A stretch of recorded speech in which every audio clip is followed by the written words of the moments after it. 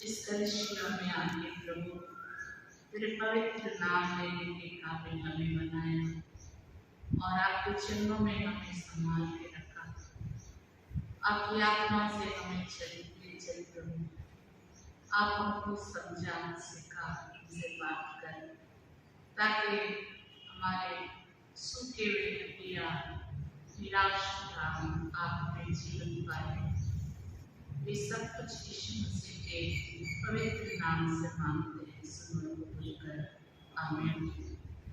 मैं धन्यवाद करती हूँ खुदावंद का और पास्टर साहब का, जो भी एड्रेस से आता है, सबके खुदा के आपका शांति दे।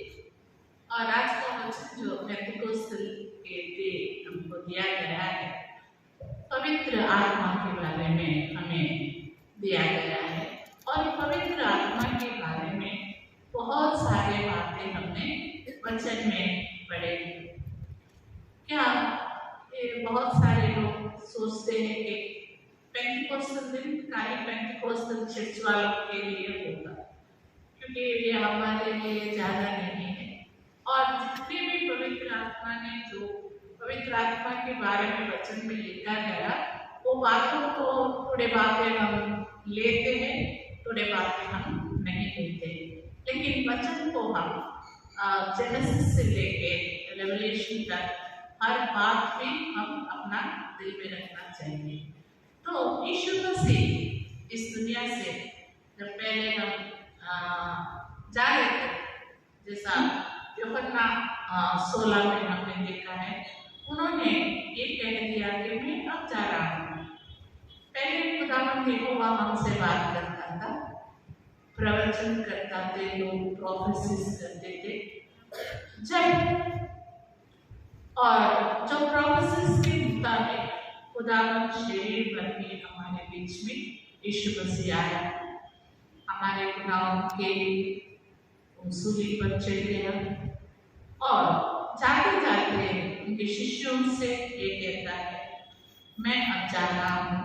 तो शिष्य लोग बड़ा परेशान हो गए, हम कैसा रहेंगे, हमने बहुत कुछ देखा है, आप अद्भुत कार्य करते हैं, आश्चर्य कार्य करते हैं, हम कैसा रहेंगे, कैसे जिएंगे। तो खुदा ने कहा कि जॉन चैप्टर 16 में हम देखते हैं, खुदा कहता है, जब पवित्र आत्मा तुझ पर आएगा, जब वो सब कुछ आपको समझा देगा।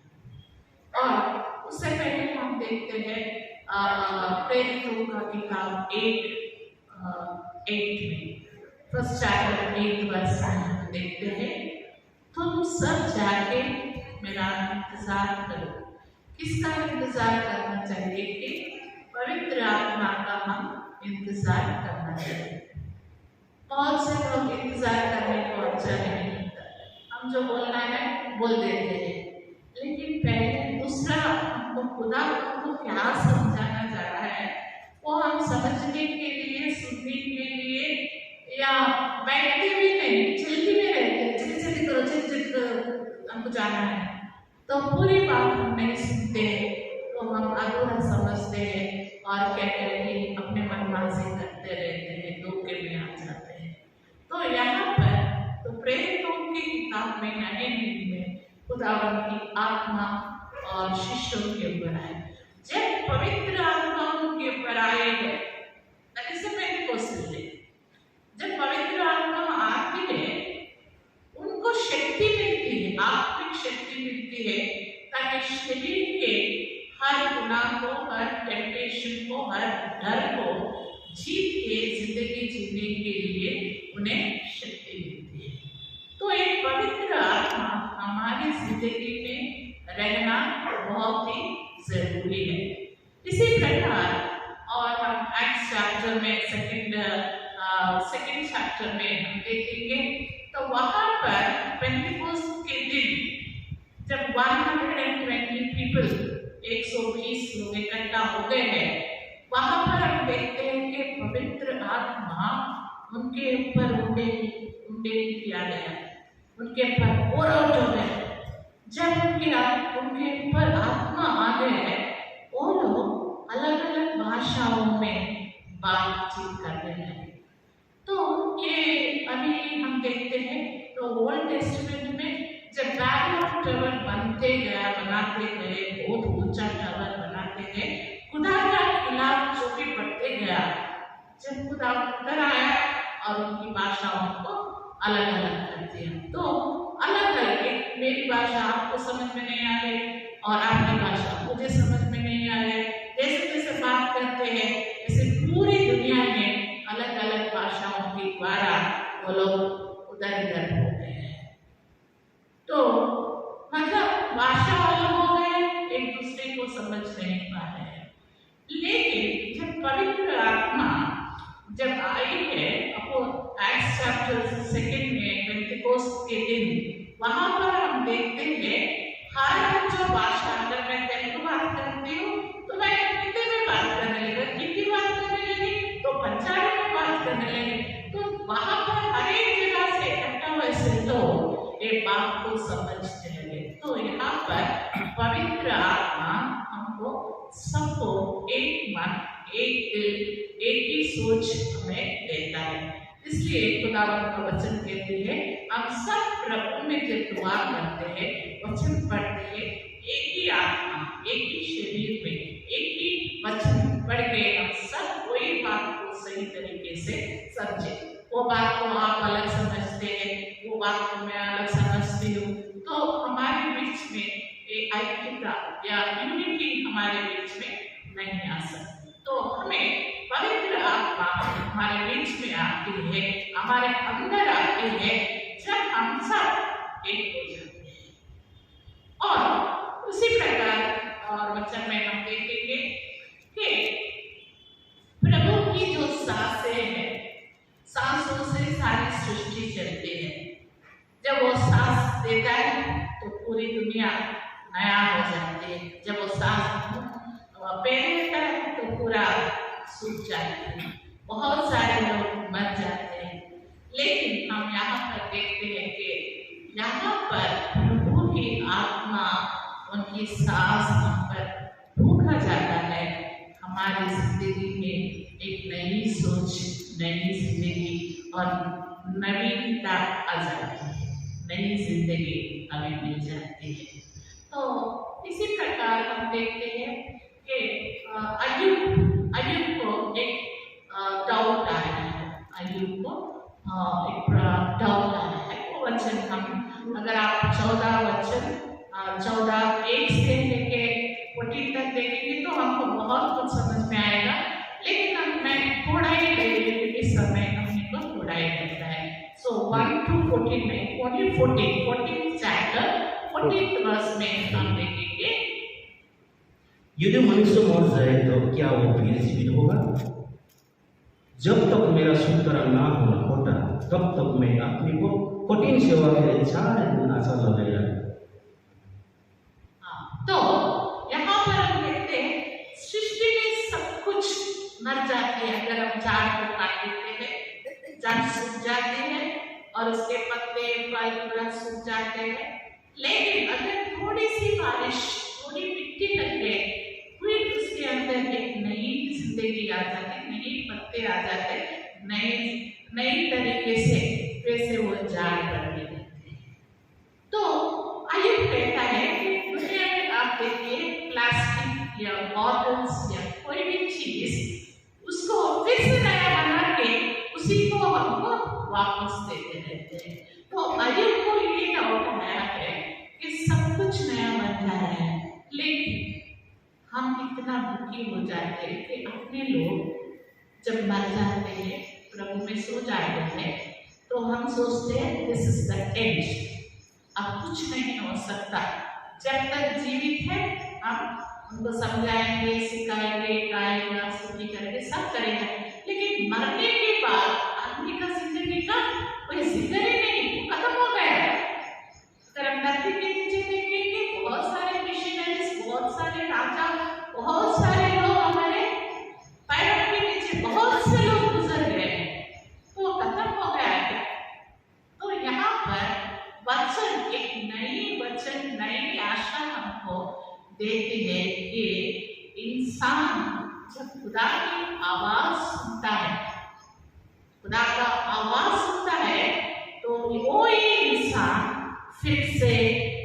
जीवित हो सकता है। कितनी अच्छी बात है। जो इंसान मर गया, मिट्टी में मिल गया, कीड़े खा लिया, सब कुछ चल गया, लेकिन वही इंसान फिर से खड़ा हो सकता है। कैसा? इसीलिए अब यीशु मसीह इस दुनिया में जब था, लाजर को हमने देखा है। लाजर बहुत बीमार हो गया और उनको खबर भी दिया गया कि लाजर बहुत बीमार है। उनके बहनों ने कहा, माता मारिया, आइए आप आके इसके लिए दुआ कीजिए ताकि ये जी सके, इसका बीमारी दूर हो सके। लेकिन यीशु मसीह 4 दिन तक नहीं आया। फिर जब जीसस क्राइस्ट वहां पर आया है तो हम देखते हैं कि लाजर ऑलरेडी मर गया, उनको दफनाया गया 4 दिन हो गया। अब देखिए, सब फ्रोजन रखने के लिए कुछ नहीं, ऑलरेडी उनको रख दिया। तो रख देने के बाद उनके बहन लोग बोले कि मर गया, उनके पास नहीं जा सकते क्योंकि बहुत सारा फल हुआ सकता है। लेकिन यीशु मसीह जब लाजर को मरा हुआ देखा और अकेले अंधेरे में और पूरे बंद केव में, जब अंधेरे में पूरा बांधा हुआ सर से लेके पैर तक, किधर हिल नहीं सकता, वो हाल में जब यीशु मसीह दिखता है तो बहुत दिल को दुख हो जाता है। वहां पर हम पढ़ते हैं यूहन्ना 11 में यीशु मसीह ने आंसू बहाया। अगर हम ये हाल में रहते हैं, अगर हम मर जाते हैं, यीशु को भी दुख होता है।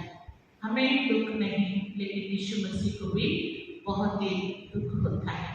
तो और यहाँ पर हम देखते हैं यीशु मसीह वो समाधि के पास जाता है और कहता है, लाजर बाहर आओ।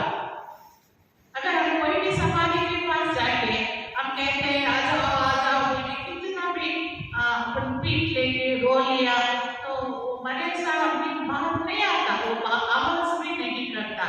लेकिन यीशु आत्मा से जो पैदा हुआ है, उनके आवाज में जीवन है, उनके चेहरे में जीवन है, उनके वस्त्र में जीवन है, वो देखने में जीवन है, उनके नाम में जीवन है। वो यीशु कहता है और मरे हुए लाजर से, लाजर बाहर आओ।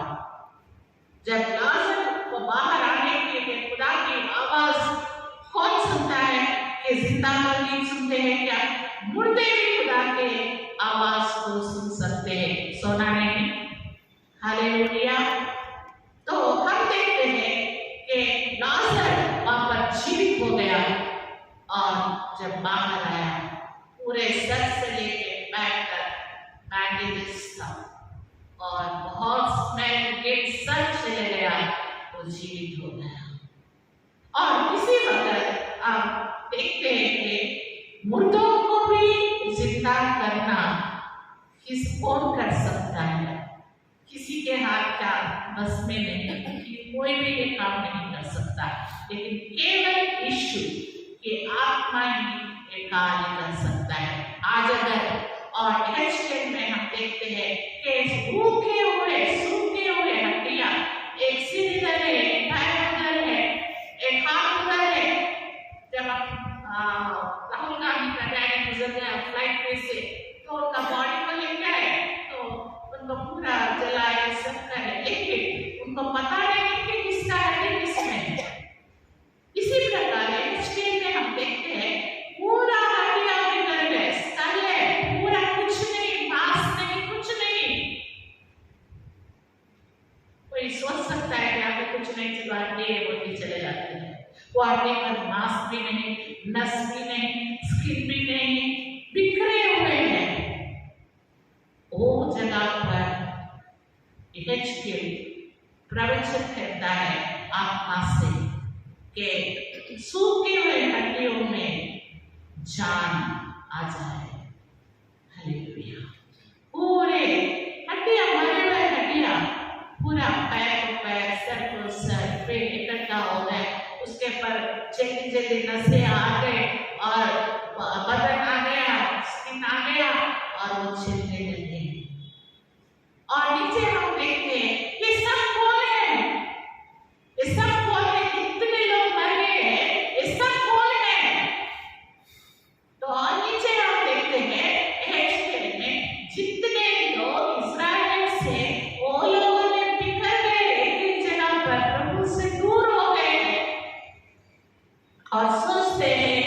हमारा जिंदगी खत्म हो गया, हम नाश हो गए, हम मर गए, हमें कोई उम्मीद नहीं है, हमारा जिंदगी इतना ही है, तो खुदावन ये कहता है आज का दिन तुम्हें मैं भरोसा दूंगा, एक विश्वास दूंगा, फिर से तुम खड़े हो जाएंगे, सूखे हुए हड्डियों में मैं जान डालूंगा और तुम खड़े हो जाएंगे और मेरे पास पूरा इकट्ठा होके और इस्राएल को आएंगे।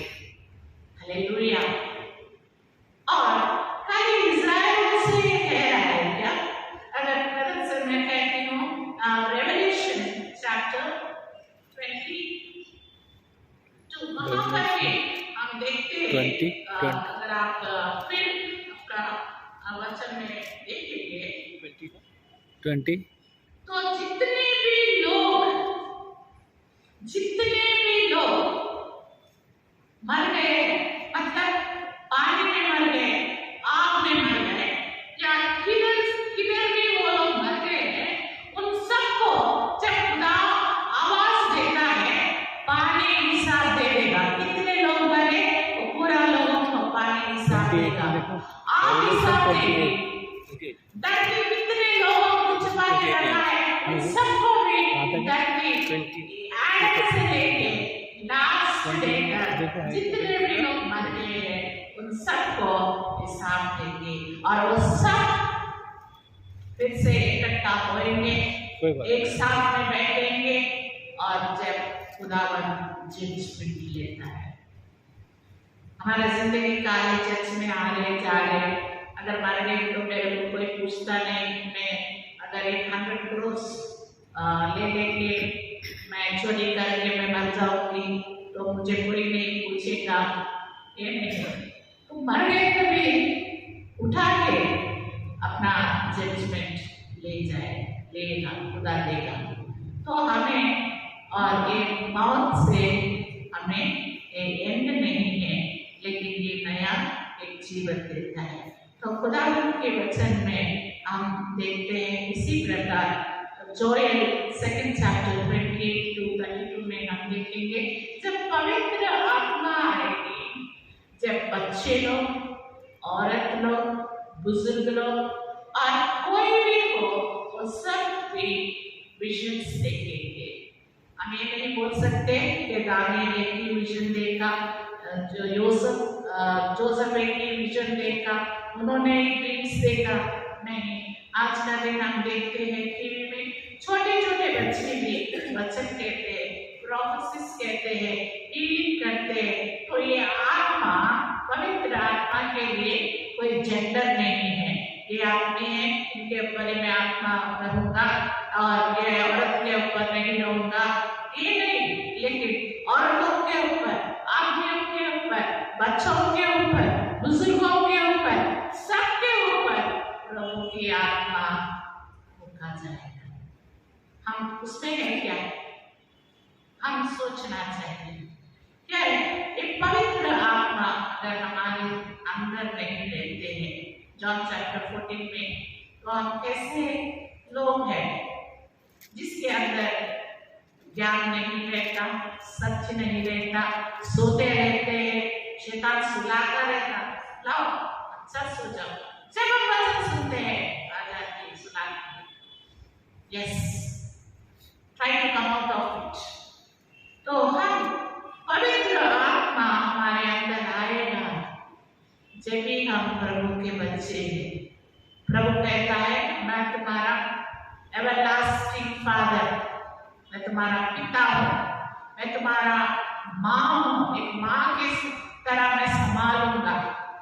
अगर अपने पास पवित्र आत्मा अगर हमारे अंदर नहीं है, आज का दिन हम कौन है? हम अनाथ हैं, हम ऑर्फन से। कभी भी जाओ, कभी भी आओ, कुछ भी सो जाओ, कुछ भी करो, कोई पूछने वाला नहीं है। हम ऐसा नहीं है। अगर हमारे अंदर ये पवित्र आत्मा आना, हम जिंदा रहना। अच्छा ठीक है, उसमें क्या है, हड्डियां सूखे हड्डियां जिंदा हो जाए, अभी ये जिंदगी से ही हम परेशान हो गए, अभी क्या जीना, वो सब निराश, आशा छोड़ के, उम्मीद छोड़ के जिंदगी के ऊपर नफरत और कोई भी काम करने को खुशी नहीं है, तो खुदावन कहता है तुझ में मैं फिर से आशा दूंगा, एक होप दूंगा। एक लास्ट वचन हम देखेंगे, टाइटस 3rd चैप्टर तीतुस 5 and 8। Titus 5th chapter 8 verse पढ़िए। तीतुस अगर आपके पास बाइबल है आप भी पढ़ सकते हैं। हाँ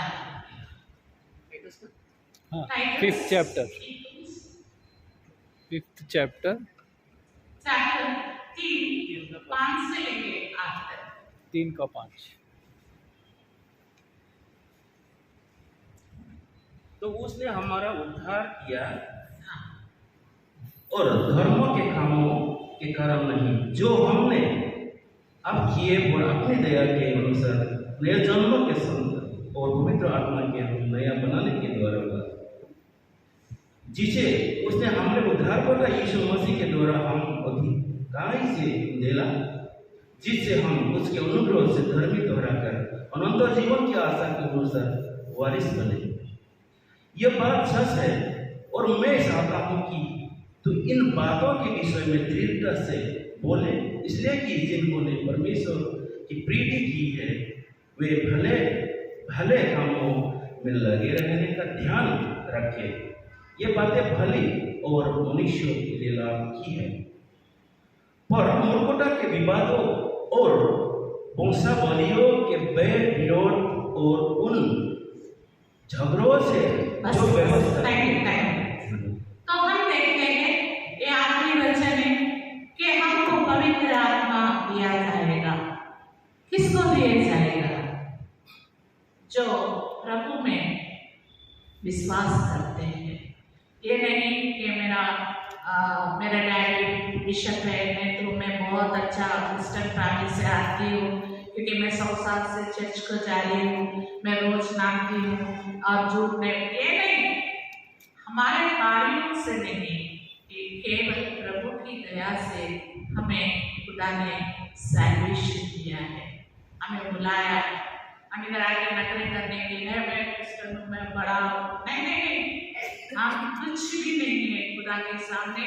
दाऊद कहता मैं कीड़े के समान हूँ, हमारा कोई बड़ी बात नहीं है। ये प्रभु की दया है कि हमें वो जीवन देना चाहता है, हमें नया बनाना चाहता है, हमें उम्मीद देना चाहता है, हमको सैल्वेशन देना चाहता है, हमारे साथ हमेशा जिंदगी देना चाहता है। क्या हम ये जिंदगी लेने के लिए तैयार हैं? कितने लोग अपने अगर वचन में हम देखते हैं, कितने लोग पवित्र आत्मा से भरे हुए हैं? आमीन। कितने लोग पवित्र आत्मा का एहसास हुआ है? कितने लोगों को पवित्र आत्मा समझाते बताते हैं? क्या हम पवित्र आत्मा पाए हैं? कब हम पवित्र आत्मा पाएंगे? अगर हम पवित्र आत्मा पाना चाहते हैं कि मैं गुनहगार हूं, मैंने हमारे गलतियों को मैंने खुदा के सामने मैंने माफी मांगी, मैं अपना खुदा के खून में मेरा गुनाहों को धो लिया और फिर से वो गुनाह नहीं करना चाहिए, और खुदा के सामने गिड़गिड़ा के पूछो तो दिया जाएगा, टकटकाए तो तुमको द्वार खोलेगा। तो हम क्या करते हैं? हमको कार देना, हमको बिल्डिंग देना, हमको नहीं। खुदा कहता है पवित्र आत्मा के लिए पूछो तो दिए जाएगा। जब पवित्र आत्मा तुझ में आएगा, तुझे जीने की राह दिखाएगा, शांति देगा, हिम्मत देगा और खुशियां देगी, और अनंत जीवन के रास्ते में प्रभु के राज्य के लिए हमें चलाएगा, ताकि हम सब प्रभु में बन के उनकी राज्य में हमेशा हमेशा के लिए हम प्रभु में रह सके। इसलिए हमारे ऊपर, हमारे अंदर खुदा की पवित्र आत्मा की जरूरत है। क्या हमको जरूरत है या नहीं? Do we need holy spirit? चाहिए? हाँ, चाहिए। तो हम इंतजार करते हैं Besides chapter 1:8 में कितने लोगों को पवित्र आत्मा चाहिए? Praise God।